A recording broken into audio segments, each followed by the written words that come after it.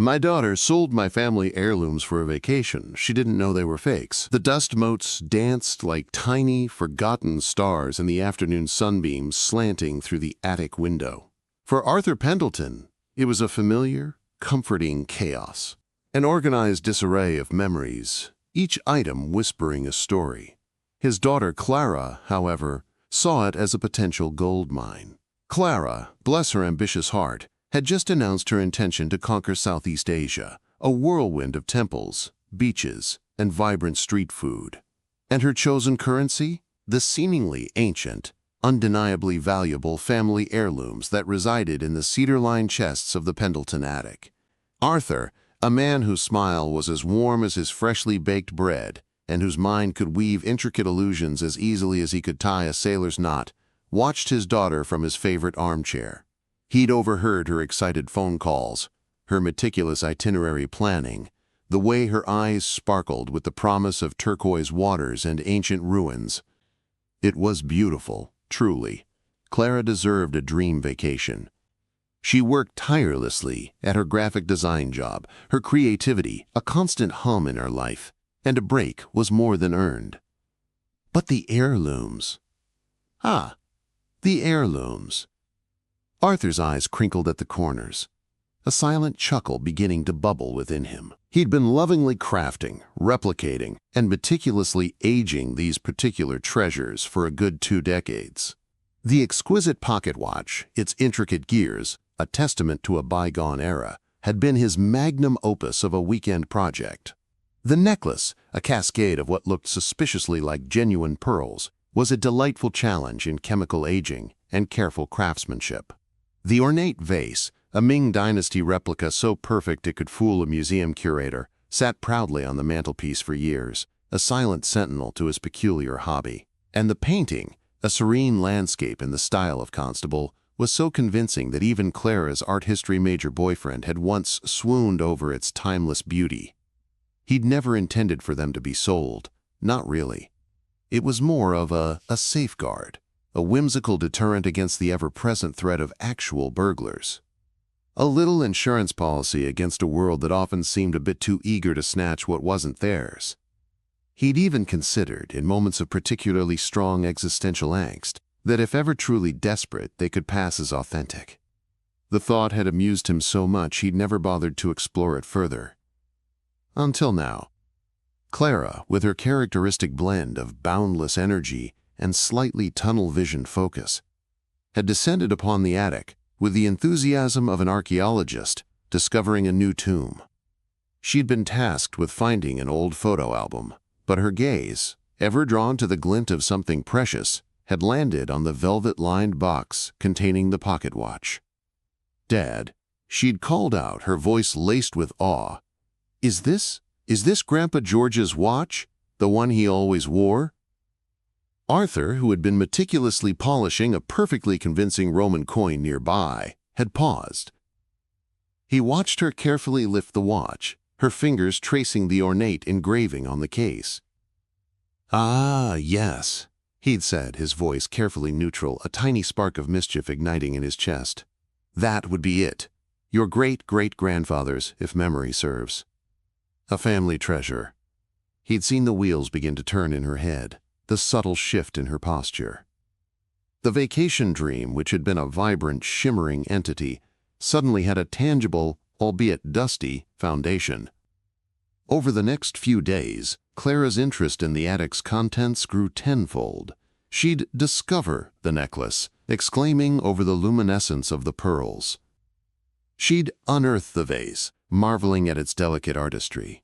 She'd even carefully unroll the Constable-esque landscape, her breath catching at its apparent age and serenity. Each time Arthur would offer a vague, approving nod, a gentle anecdote about a distant, entirely fictional ancestor who'd owned the item. He was playing his part, a silent observer in his own elaborate play.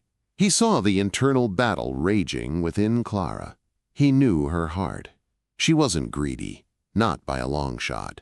But she was also a pragmatist, and the allure of a life-changing vacation, funded by what she believed were untouched relics of her family's past, was a powerful temptation. He saw her hovering over the items, her brow furrowed in thought, her her lips pursed in a silent deliberation.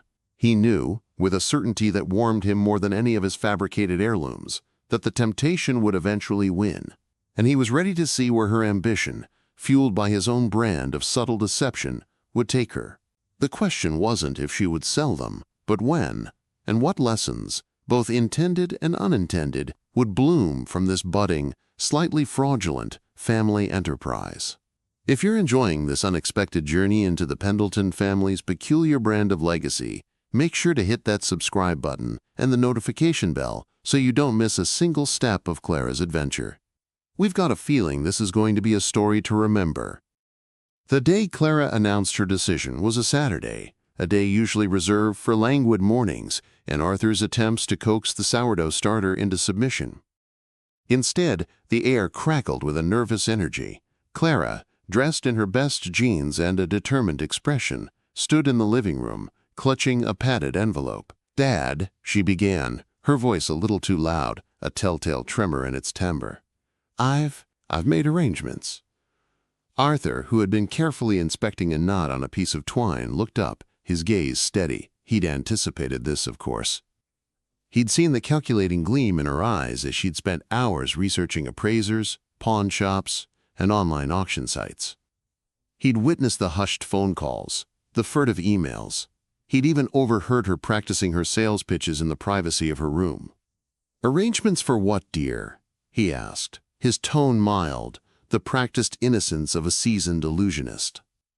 He kept the poker face firmly in place, even as a tiny, almost imperceptible tremor of anticipation, or perhaps apprehension, ran through him. Clara took a deep breath, her chest rising and falling like a small trapped bird. "For the vacation," she said, her gaze flicking from the envelope to her father's face.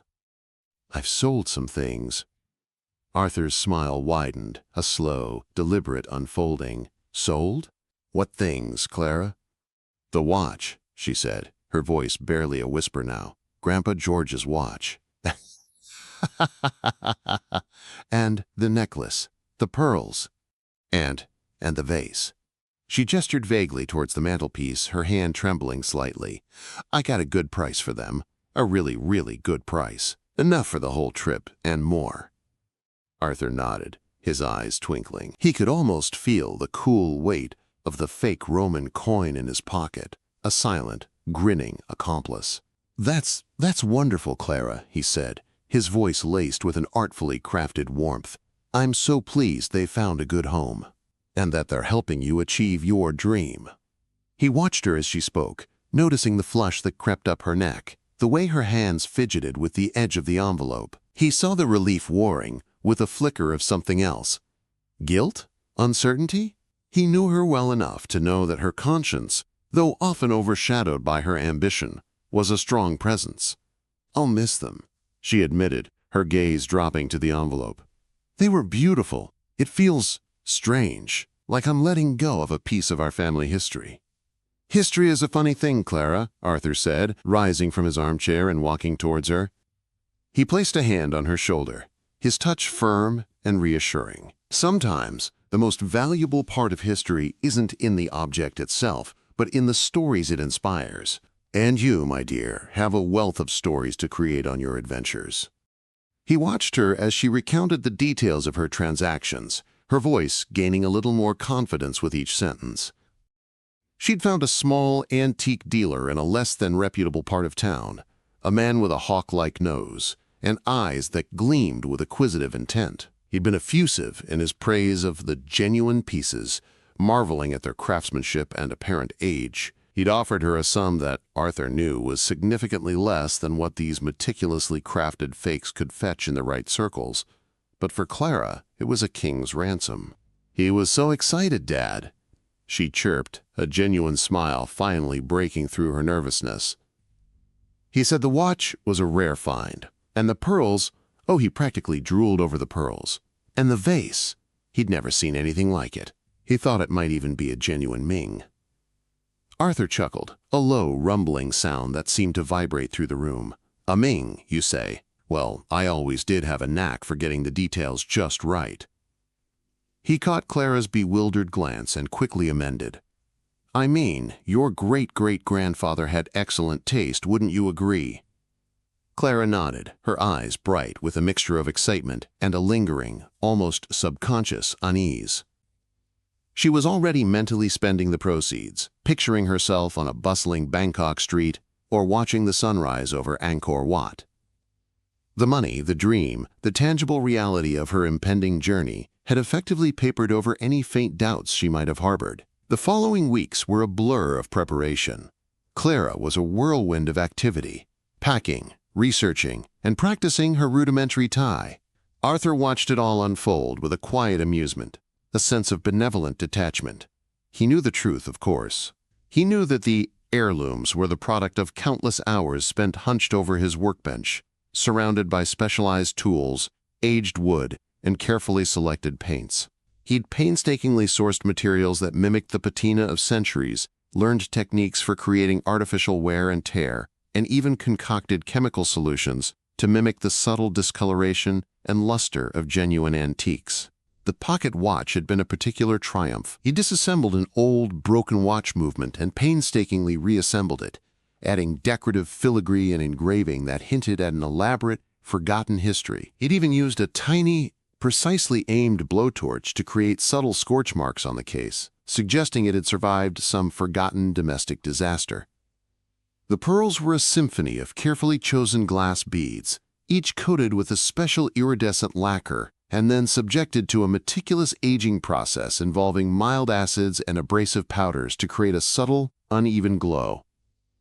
The vase, his masterpiece, had been thrown on his own pottery wheel, glazed with a replica of a Ming Dynasty glaze, and then fired in a custom-built kiln to achieve the perfect crackle. He'd even applied a subtle layer of dirt and dust to the crevices, a final touch of verisimilitude. He hadn't intended for Clara to actually sell them. The idea had been born out of a fleeting, somewhat morbid, fascination with the potential for deception, a way to test the boundaries of his own craft. He'd always considered them his secret art, his quiet rebellion against a world that often valued superficial authenticity over genuine skill. But Clara's unwavering determination, her genuine need for this escape, had presented him with an unexpected opportunity to deploy his creations in a way he'd never envisioned. As Clara's departure date loomed, a small niggle of a different kind began to surface in Arthur's mind. It wasn't the fear of discovery. Not really. It was the dawning realization of the potential fallout, the inevitable disappointment that would greet Clara when the truth, however unintentionally, came to light. He pictured her triumphant return, eager to share stories of her adventures, only to be met with the devastating revelation that her souvenirs, the tangible proof of her financial astuteness, were worthless. He wrestled with this thought for days, his internal monologue, a battlefield between his pride in his craftsmanship and his love for his daughter. He considered confessing, walking into her room with a sheepish grin and a confession of his hobby, but the thought of seeing the light dim in her eyes, of witnessing the crushing weight of disillusionment, was unbearable. He'd always been a man of illusions, but this felt like a deception of a far more personal and potentially damaging nature. He started subtly. He'd accidentally leave out a few of his crafting tools when Clara was around. He'd hum old folk songs about tricksters and jesters as he worked in his shed. He even began dropping hints about his past hobbies, stories of intricate carvings and detailed model ships, all of which were true, but none of which hinted at the scale of his current artistic endeavors. Clara, however, was too consumed by her imminent adventure to notice these subtle shifts in her father's behavior. Her focus was entirely on the horizon, on the exotic landscapes and new experiences that awaited her. She'd call him, her voice bubbling with excitement, describing the new silk scarf she'd bought for her travels, or the detailed guidebook she was poring over. "Dad, I'm so excited. I've learned how to say hello and thank you in Thai, and I've booked a cooking class in Chiang Mai. Can you believe it?" "That's marvelous, my dear," Arthur would reply, his voice thick with a mixture of pride and a growing sense of unease. "You're going to have the most incredible time." The day she left was a whirlwind of hugs and tearful goodbyes at the airport. Arthur watched her disappear through the security gate, a vibrant splash of color against the muted backdrop of the terminal. He felt a pang of loss, a hollow ache in his chest. He'd miss her energy, her infectious enthusiasm, and he'd miss her entirely innocent belief in the value of his meticulously crafted lies. As he drove home, the car felt strangely quiet, the silence amplifying the thrumming of his own thoughts. He knew, with a certainty that settled deep in his bones, that this was just the beginning. Clara was on her adventure, her dreams unfurling like a vibrant banner. And he, Arthur Pendelton, the retired magician and master forger, was left to wait, to wonder, and to hope that the lessons she learned on her journey would be more valuable than any of the treasures she had inadvertently sold. He also knew that he had to start planning his next grand illusion, because a magician, even a retired one, never truly stops performing. The world, after all, was a stage, and Arthur Pendelton was an artist in his own right. He just hoped his art, in this instance, wouldn't shatter his daughter's world. The first few weeks of Clara's trip were a kaleidoscope of sensory overload. Every sunrise painted the sky with hues she'd only seen in art books, every street food stall offered a new explosion of flavors, and every ancient temple whispered tales of centuries past. She'd send Arthur daily updates, filled with breathless descriptions of bustling markets, serene rice paddies, and the incredible kindness of the people she met. "Dad, you wouldn't believe the colors here. The saffron robes of the monks, the vibrant silks. It's like stepping into a painting." She'd gush over the phone, her voice hoarse from hours of exploring. She'd often include detailed accounts of her purchases: a hand-carved wooden elephant, a silk scarf woven with intricate patterns, small, intricately designed trinkets that served as tangible anchors to her experiences. These, she explained, were bought with the leftover money from her heirloom sales, a testament to her shrewd bargaining skills. Arthur would listen, his heart a complex tapestry of pride and apprehension. He'd reply with practiced enthusiasm, encouraging her to immerse herself, to soak in every moment. He found himself scrutinizing her messages, searching for any hint of suspicion, any word that might betray a dawning realization. He'd even started a small spreadsheet, meticulously tracking the supposed provenance of the items she claimed to have purchased, a silent, internal reassurance that she wasn't spending the bulk of the heirloom money on fleeting indulgences. One evening, as Clara was exploring a night market in Vietnam, her phone buzzed with a message from her father. "Hope you're having a wonderful time, my dear. I was just thinking about you. Did you happen to find any interesting antique shops in Hoian?" Clara's brow furrowed slightly. "Antique shops? Dad, I'm more interested in the lanterns and the tailoring here. Why do you ask?"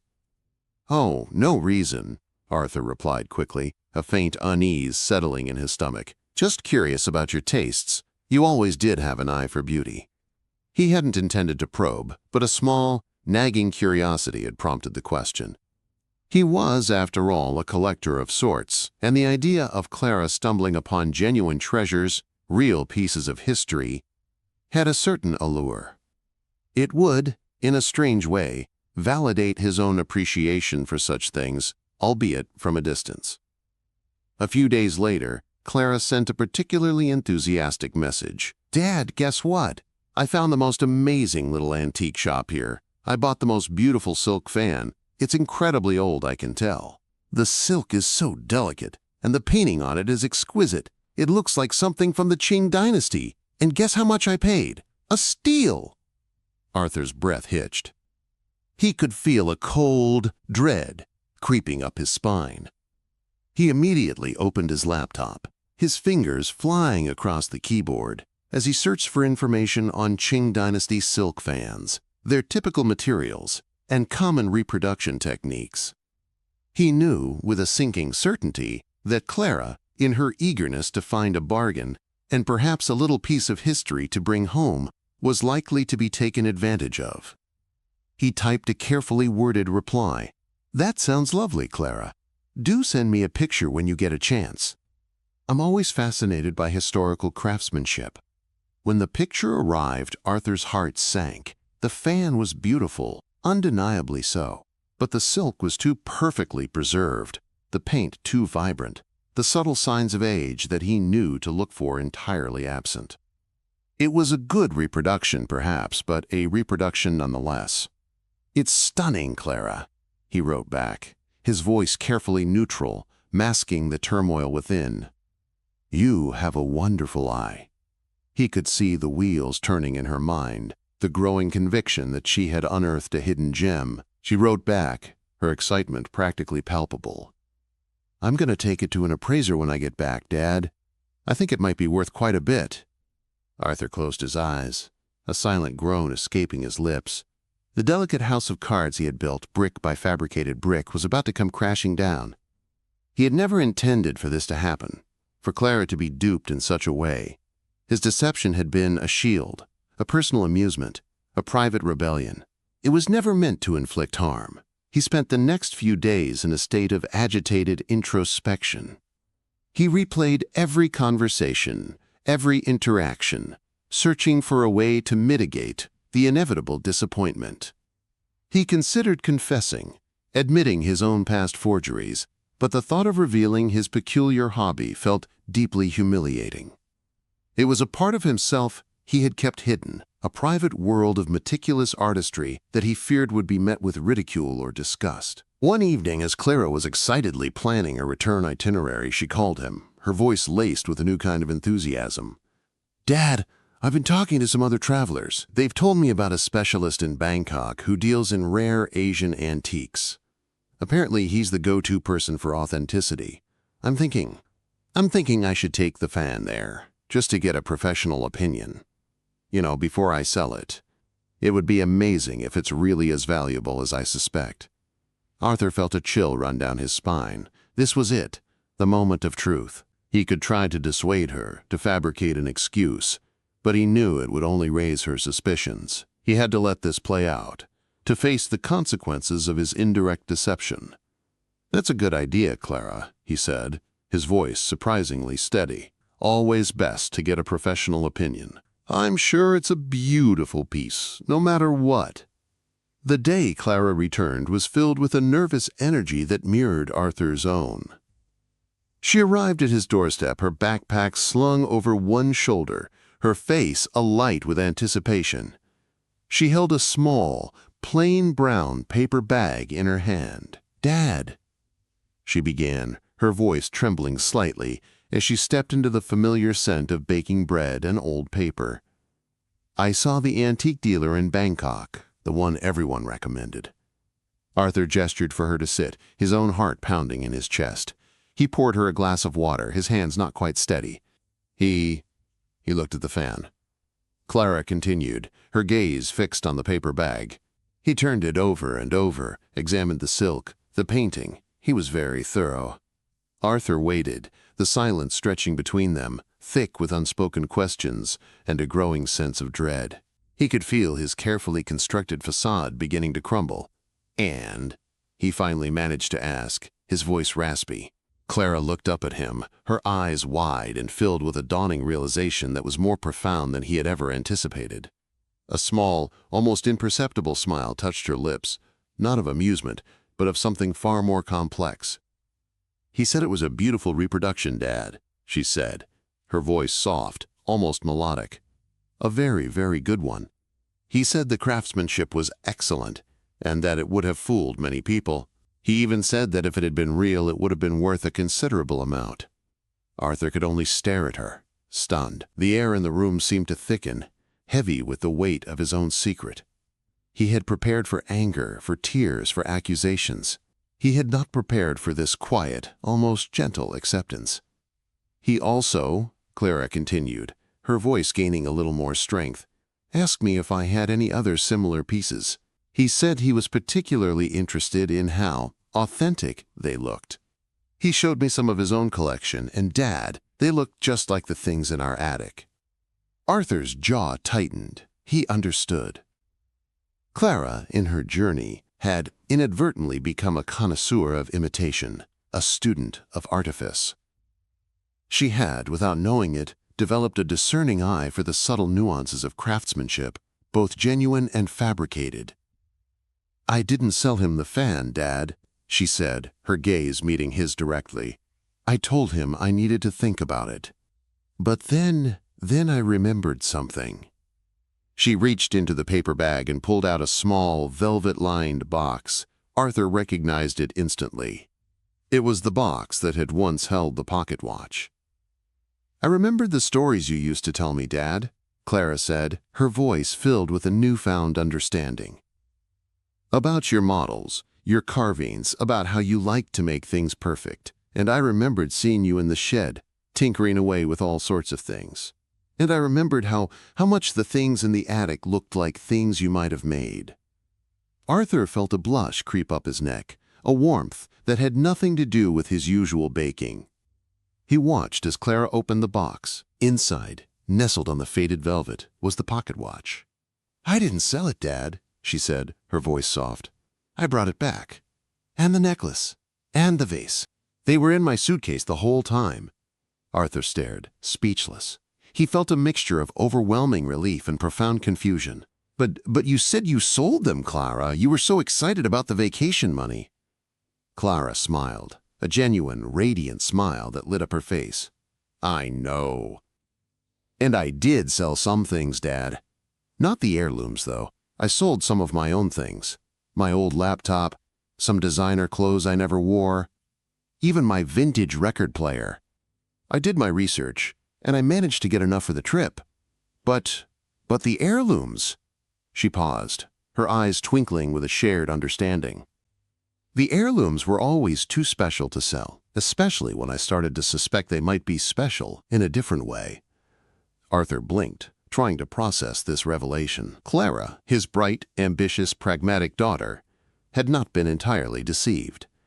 She had, in her own quiet way, pieced together the puzzle.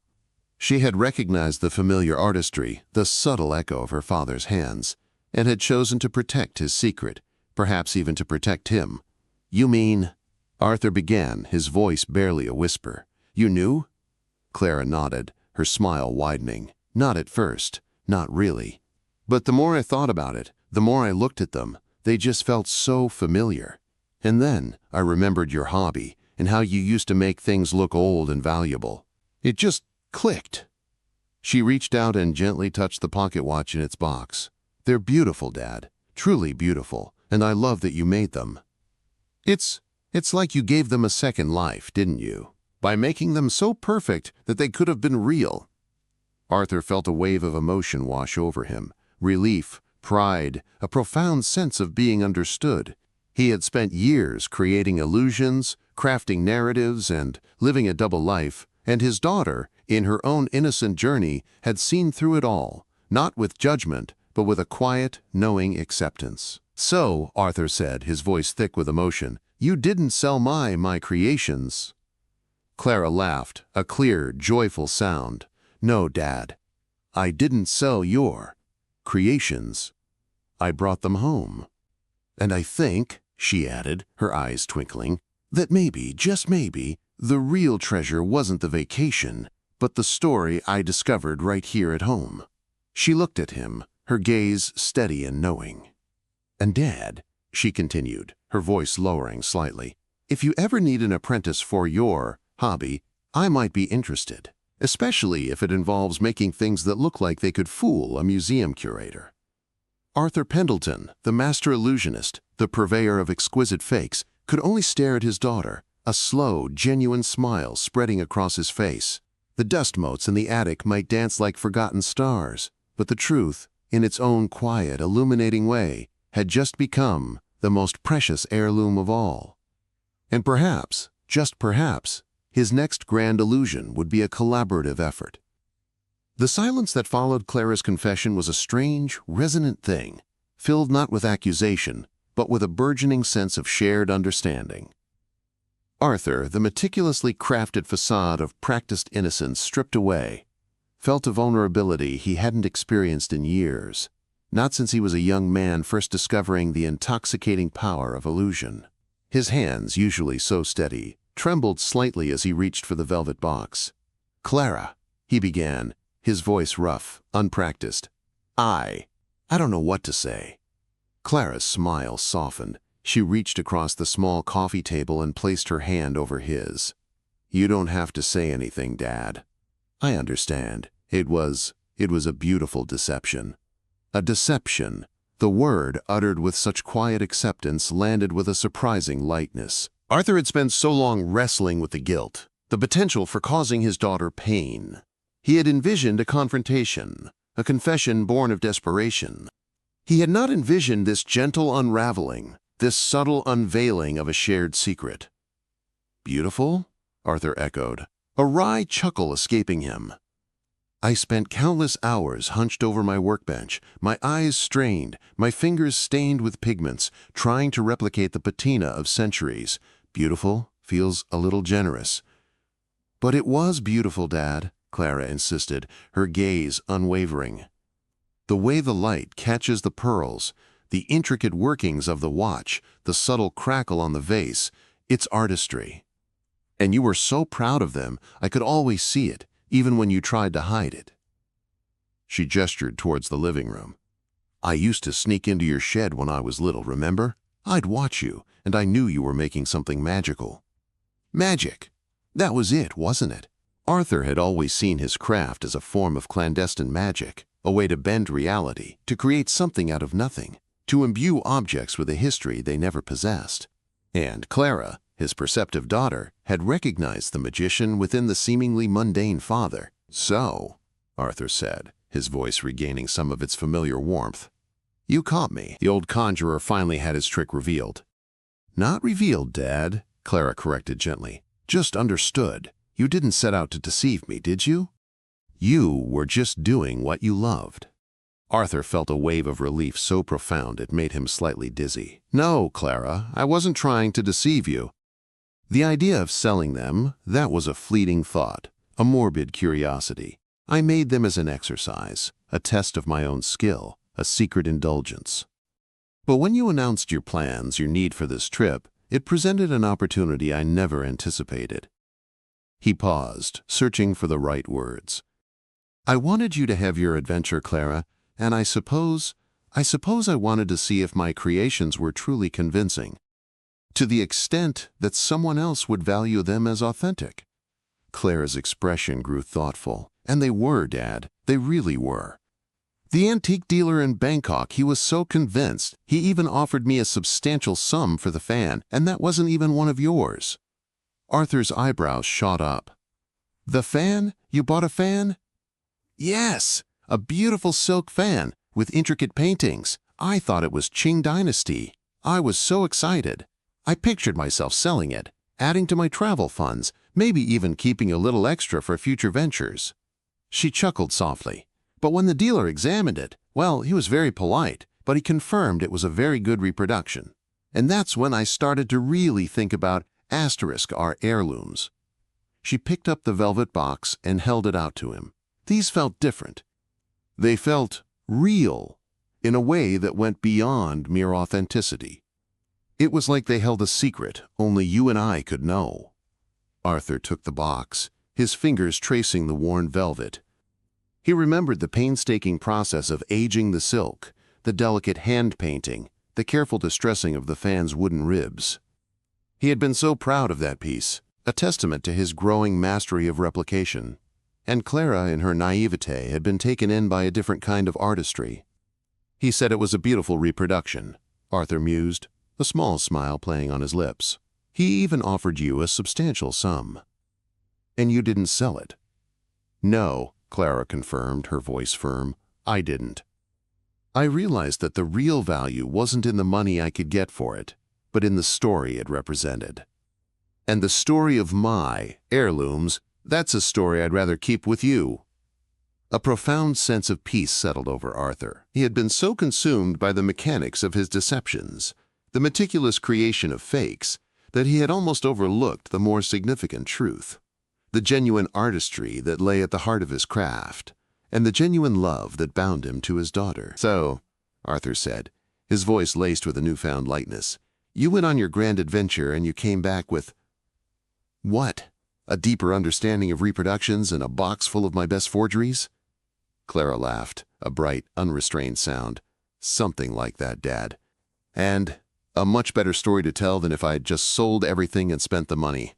I learned that sometimes the things we think are valuable are actually just shiny distractions. The real treasures are the stories we share, the secrets we keep, and the people we love. She looked at him, her eyes sparkling with a mixture of warmth and amusement. And you, Dad, are a pretty incredible treasure, even if some of your treasures are a little manufactured.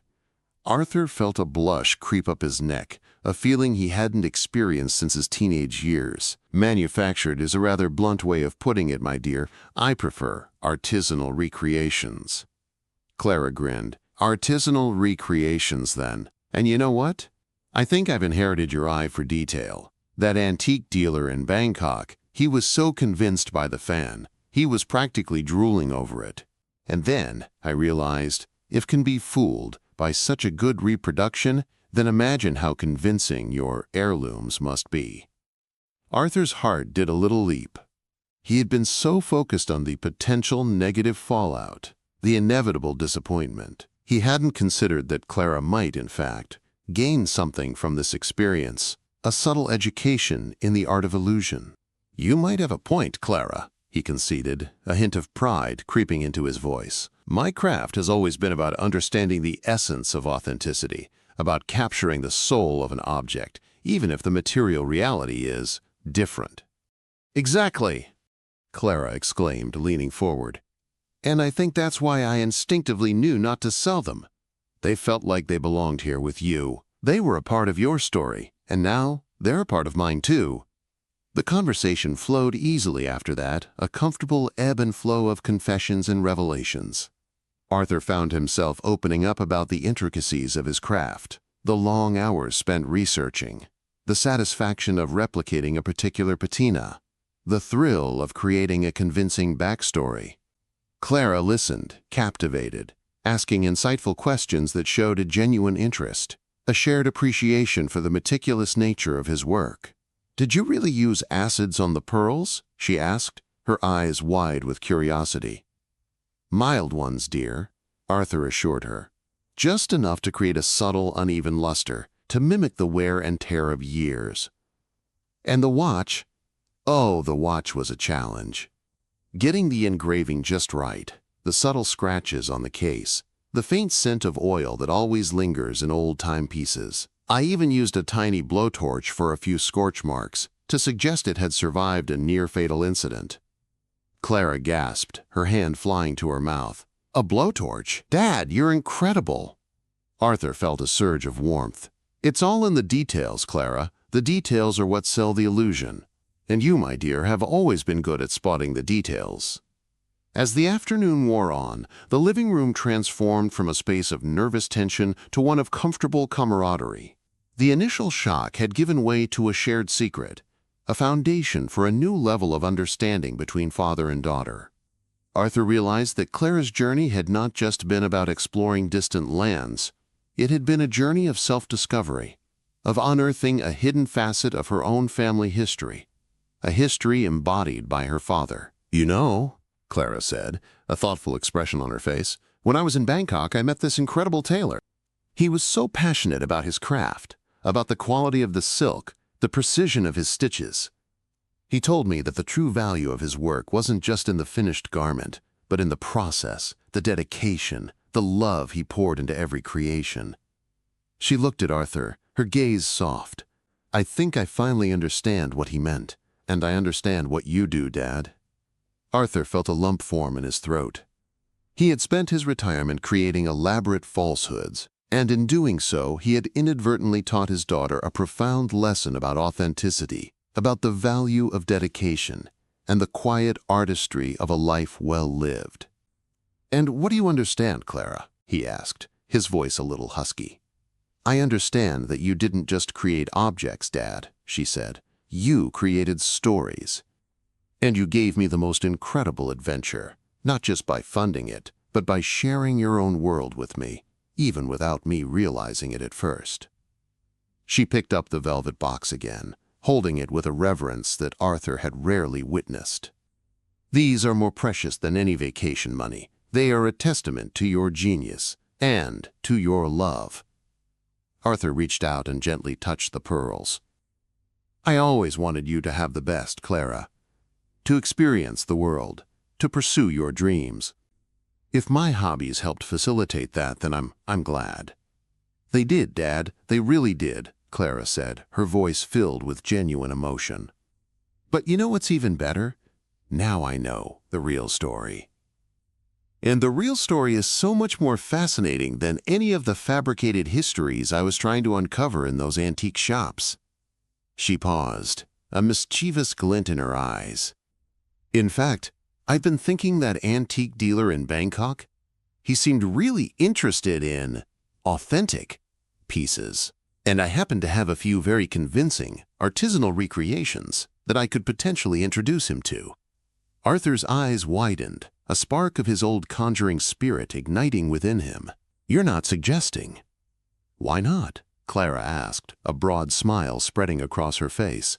"You taught me the value of good craftsmanship, Dad. And I think I've learned a thing or two about spotting a potential customer. Maybe this could be our next grand illusion together."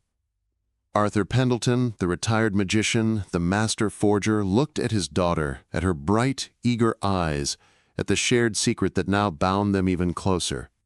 He saw not a naive traveler who had been deceived, but a sharp, insightful young woman who had discovered a hidden legacy, a creative spirit that echoed his own. The world, indeed, was a stage, and perhaps, just perhaps, his greatest performance was yet to come. A collaborative act of illusion, a shared artistry that would bind them for years to come. "Together?" Arthur echoed, a slow, delighted smile spreading across his face. "Now that, my dear Clara, sounds like a truly magnificent illusion." He picked up the pocket watch, its intricate workings a testament to his dedication. "But first," he said, his eyes twinkling, "let's have some tea. And then you can tell me all about that antique dealer's discerning taste." The afternoon sun, filtering through the lace curtains, cast dancing patterns on the floor, illuminating the dust motes that swirled like forgotten dreams. But for Arthur and Clara, the real illumination had come not from the sunlight, but from the quiet unveiling of truth, a truth crafted not from manufactured history, but from the enduring magic of a father's love and a daughter's understanding. The heirlooms, the symbols of Arthur's clandestine art, had found their true value, not in the marketplace, but in the shared narrative of a family. And in the quiet understanding that passed between them, Arthur knew that his greatest illusion had been to create something so real, so beautiful, that it had, in the end, revealed a truth far more profound than any mere replica. The scent of baking bread and old paper filled the air, a comforting testament to a life of quiet creation, a life now shared, understood, and celebrated, not in deception, but in the enduring magic of shared secrets. The scent of brewing Earl Grey, a ritual Arthur had maintained with unwavering precision for decades, now mingled with the faint, metallic tang of the tiny blowtorch he'd used on the watch. Clara, perched on the edge of the armchair, was still radiating an infectious energy, her initial confession having somehow morphed into a grand unveiling of their shared, albeit unconventional, family history. The living room, usually a sanctuary of quiet contemplation for Arthur, now hummed with a new kind of vibrancy, a shared secret solidifying into an unexpected partnership. "So, the fan," Arthur began, swirling the amber liquid in his porcelain cup, the fine cracks in its glaze a testament to its own manufactured antiquity. "You said the dealer was drooling. That's a rather visceral description, Clara." Clara chuckled, a bright, unrestrained sound that still surprised Arthur sometimes, a reminder of the vibrant young woman she had become, a stark contrast to the shy child who used to peek into his shed. "Well, Dad, he was. He kept talking about the authenticity of the brushstrokes, the subtlety of the aging. He was completely convinced it was genuine Qing dynasty. It was quite amusing, really." "Amusing," Arthur mused on the word. He had spent so long consumed by the meticulous execution, the anxiety of discovery, the constant balancing act between artistry and deception. He hadn't considered the sheer entertainment value of it all, the theatricality that lay at the heart of his craft. "And you didn't feel the urge to let him in on the secret?" Arthur asked, his voice tinged with a familiar curiosity. He had always been fascinated by the moment of revelation, the flicker of surprise, the dawning realization in another's eyes. Clara shook her head, her dark curls bouncing. "No, not then. It was my first real solo adventure into the world of antiques, and I wanted to prove myself. I wanted to be the one who could spot a real treasure. It was a bit of a pride thing, I suppose." She paused, her gaze drifting to the velvet box now resting on the coffee table between them. "But then he told me it was a reproduction, a very good one, but a reproduction nonetheless, and it made me think about our heirlooms. About Chalk." She picked up the box again, running a finger over the worn velvet. "These felt different, Dad. They felt lived in, not just aged. There was a weight to them, a quiet dignity. The Ching fan was beautiful, but it was a performance. These," she tapped the box gently, "these felt like memories." Arthur felt a warmth spread through his chest, a sensation far more potent than the heat from his blowtorch. "Memories are often the most convincing fabrications, my dear. We imbue them with our desires, our regrets, our hopes. They are, in their own way, artisanal recreations of the past." "But you actually created these, Dad," Clara countered, her eyes shining with a mixture of pride and wonder. "You didn't just remember them, you brought them to life. The way you described aging the silk on the fan, you said you'd used diluted tea. That's so precise." "Precision is paramount, Clara," Arthur said, his voice regaining its professorial tone. "A good forger understands that the devil is in the details. The natural aging of silk, for instance, isn't uniform. There are subtle variations in color, tiny abrasions from repeated handling, a faint whisper of the scent of the wearer's perfume, perhaps." He gestured with his cup. "My craft was never about crude fakery. It was about understanding the essence of authenticity, about capturing the soul of an object so completely that the material reality became almost irrelevant." Clara leaned forward, her attention entirely captured. "And the pearls on the necklace? You said you used mild acids?" Arthur nodded. "Indeed. For lustrous pearls, the nacre, the layers of calcium carbonate, must be intact. But pearls that have been worn for decades, handled, exposed to the elements, they develop a certain character, a subtle unevenness in their sheen, a softening of their edges. Mild acids, applied with a delicate touch, can mimic that cumulative effect. It's a patient process, mind you. One wrong move, and you've got a dull, lifeless sphere." He smiled at her rapt expression. "And the watch. The delicate engraving on the casing, the almost imperceptible scratches that suggest a life of use. I even employed a technique called repoussé to create a subtle indentation on the back, as if it had been dropped and slightly dented in a moment of dramatic haste." "A blowtorch, Dad?" Clara repeated, her voice a whisper of awe. "You used a blowtorch?" "Just for a fleeting moment," Arthur assured her. "To create a small, localized scorch mark, a suggestion of a near-fatal encounter. The trick is to make it look like an accident, not a deliberate embellishment. It must blend seamlessly with the object's history." Clara traced the imagined scorch mark on the air with her finger. "It's astonishing. The dedication. The sheer artistry. I can see why you were so proud of them, even when you tried to hide it." "Pride is a dangerous companion for a craftsman of my particular persuasion, my dear," Arthur said, a wry smile playing on his lips. "It can lead to overconfidence, to carelessness. But yes," he admitted, his voice softening, "there was a certain satisfaction in knowing I could create something so convincing, something that could so easily pass for the genuine article." "But you didn't sell them, did you?" Clara said, her gaze steady. "You made them, you perfected them, but you kept them." Arthur hesitated for a moment. The urge to sell, to test their market value, had been present. A whisper of temptation. He had envisioned the transaction, the thrill of a successful deception on a commercial scale. But then Clara's trip had materialized, the sudden, urgent need for funds. And in that moment, the idea of using his creations to facilitate her dreams had felt right. "The thought of selling them did flicker through my mind, Clara," he confessed. "A morbid curiosity, perhaps. A desire to see if my craft was truly that convincing. But when you announced your plans for your travels, it presented an unexpected opportunity. An opportunity to help you, and perhaps a chance to validate my own efforts in a way I hadn't anticipated." Clara reached out and placed her hand over his, her touch warm and reassuring. "And you gave me the adventure of a lifetime, Dad. You funded my dreams with your artisanal recreations." She smiled, a genuine, heartfelt smile. "And in a way, you taught me more than any university could have. You taught me to look beyond the surface, to appreciate the craft, the dedication, the story behind every object. It seems my clandestine pursuits have had a rather illuminating effect then," Arthur murmured, a sense of peace settling over him.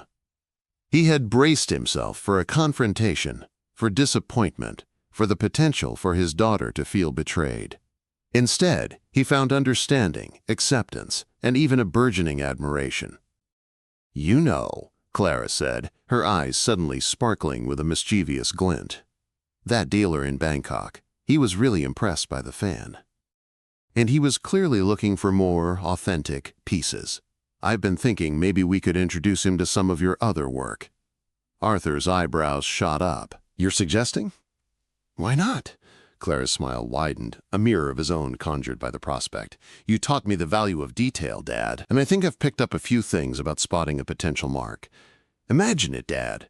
Our next grand illusion, a collaborative effort. We could call it Pendelton and Daughter, Masters of Illusion."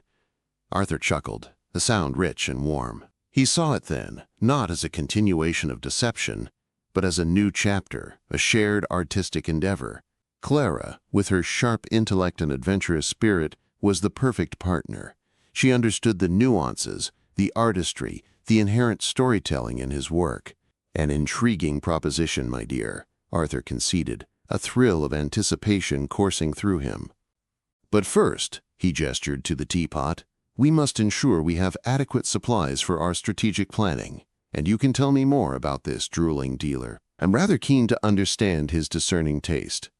The afternoon sun continued to paint shifting patterns on the Persian rug, but the atmosphere in the room had changed irrevocably. The silence that had once been filled with Arthur's quiet industry was now alive with the murmur of shared secrets, the rustle of future plans, and the unspoken understanding of a bond forged in both illusion and truth. Clara's journey had not just been a physical expedition. It had been a revelation, an unearthing of a hidden legacy that now promised to shape their future together. Later that evening, as Arthur meticulously cleaned his tools, the familiar scent of oil and metal a comforting balm, Clara sat beside him, sorting through a small collection of antique postcards she'd acquired in her travels. The conversation had flowed effortlessly, a comfortable back and forth that had spanned years of unspoken history. Arthur found himself elaborating on the finer points of aging paper, the subtle use of foxing agents, the importance of period-appropriate ink. Clara, in turn, offered her insights into the potential historical narrative suggested by the postcards, her imagination sparking with possibilities. "This one," Clara said, holding up a faded sepia photograph of a bustling Parisian street scene. "Look at the detail on the carriages, Dad. And the clothing. You can tell it's late 19th century, but the seller said it was a real photograph, taken by a famous, yet unnamed, early photographer." Arthur leaned closer, his practiced eye scanning the image. He murmured, a familiar spark igniting within him. "The emulsion seems a touch too smooth for the period. And the depth of field, it's almost too perfect. A very skilled hand, undoubtedly, but perhaps not quite as unnamed as they claim." Clara's face lit up. "So, you think it's a reproduction, too?" "Possibly a very good one," Arthur confirmed. "But the beauty of it, my dear, is in the investigation. In peeling back the layers, in understanding the techniques used to create the illusion. It's a puzzle, a delightful intellectual challenge. Just like your creations, Clara said, her voice filled with a newfound appreciation. You didn't just make things look old. You made them tell stories, and I think that's what I found so captivating about them. Stories, Arthur echoed, nodding slowly. Yes, that was always the core of it. A beautiful object, convincingly aged, can transport you. It can evoke a sense of history, of romance, of a life lived. And the more detailed and believable the backstory, the more potent the illusion. He picked up a small, intricately carved wooden bird, a piece he'd painstakingly crafted and aged to resemble an antique snuff box. For instance, this little fellow. I imagined him belonging to a renowned ornithologist who carried him on his expeditions to distant lands. The subtle nicks and scratches, those represent the bumps and jostles of arduous journeys. The slightly darkened wood, that's the patina of years spent in various climates, breathed in by the hands of a man passionate about his discoveries. Clara turned the bird over in her hands, her touch delicate. It's incredible, Dad. You've given these objects not just a history, but a personality. And now, Arthur said, a hint of a smile playing on his lips, it seems we have a rather unique set of skills at our disposal. The discerning eye of the daughter, the practiced hand of the father. A formidable combination, wouldn't you agree? Undoubtedly, Clara declared, her eyes gleaming with anticipation. Think of the possibilities, Dad. We could be quite the team. Imagine the thrill of setting up a carefully curated exhibition, perhaps. Or even discreetly introducing some of your finest pieces to the right circles. Arthur felt a surge of something akin to youthful exhilaration. He had spent his retirement in a quiet, solitary pursuit, a secret life lived within the confines of his workshop. Now, Clara was offering him a chance to share it, to collaborate, to engage with the world in a way he hadn't anticipated. The world of antiques is a complex ecosystem, Clara, he cautioned, though his voice held no real reservation. There are established dealers, discerning collectors, and less scrupulous individuals who are always on the lookout for an opportunity. One must tread carefully. But you taught me how to tread carefully, Dad, she replied, her gaze unwavering. You taught me about authenticity, about the value of detail, and you also taught me about persuasive presentation. She winked. Remember that antique dealer in Bangkok? He was so easily swayed by a convincing narrative. Arthur chuckled. He was indeed. And, perhaps, with a touch of your persuasive narrative and my artisanal recreations, we can create a rather compelling illusion for him indeed. He looked at his daughter, at the shared excitement in her eyes, and a profound sense of contentment settled over him. His carefully constructed facade of innocence, the years of practiced discretion, had all culminated in this moment of open revelation, of shared ambition. He had thought his days of grand illusions were behind him, relegated to the dusty corners of his workshop. But Clara, with her boundless enthusiasm and keen understanding, had resurrected not just his creations, but the very spirit of his craft. So, the plan, then? Clara asked, her voice brimming with eagerness. Do we start with the fan? Arthur's eyes twinkled. The fan is a good starting point, certainly. A piece of demonstrable skill. But we must be strategic, Clara. We must choose our introductions wisely. And, of course, we must ensure our narratives are meticulously crafted. Naturally, Clara agreed, a broad smile spreading across her face. I've already been compiling some ideas for the provenance of your creations. You know, little anecdotes about their supposed journeys, the eccentric collectors who supposedly own them. Arthur felt a genuine laugh bubble up. Eccentric collectors, you say? I can already envision it. Perhaps a reclusive baroness with a penchant for rare porcelain, or a wealthy industrialist with a fascination for maritime artifacts? Exactly, Clara exclaimed, clapping her hands softly. We'll weave tales that are just believable enough to captivate, but just fantastical enough to be memorable. It's all about creating a sense of mystique, wouldn't you agree? Indeed, Arthur murmured, his gaze falling on the pocket watch. He picked it up, its weight a familiar comfort in his hand. The illusion is not just in the object itself, but in the story that surrounds it. And our story, Clara, is just beginning. As the evening deepened, they continued their discussions, poring over postcards, examining small trinkets, and sketching out potential plans. The living room, once a quiet retreat, had transformed into a vibrant hub of creative collaboration. Arthur, the retired conjurer, had found a new apprentice, a partner who not only understood his craft, but embraced its spirit with an infectious enthusiasm. "You know, Dad," Clara said, leaning back in her chair, a thoughtful expression on her face, "when I went on my trip, I was searching for tangible history, for the stories embedded in ancient artifacts. I never imagined I'd find such a profound history right here in our own home, created by you." Arthur met her gaze, a profound sense of gratitude washing over him. He had always believed his work was a solitary endeavor, a secret indulgence. But Clara had shown him that its true value lay not in its secrecy, but in its ability to connect, to inspire, and to forge new bonds. "And you, my dear Clara," Arthur said, his voice laced with a warmth he hadn't felt in years, "you have shown me that the greatest art is not always in the creation itself, but in the sharing of that creation, in the understanding and appreciation of another. You have, in your own way, brought a new authenticity to my work." Clara smiled, a radiant, understanding smile. "And you, Dad, have given me the greatest adventure of all, the adventure of discovering who you are and who I might become."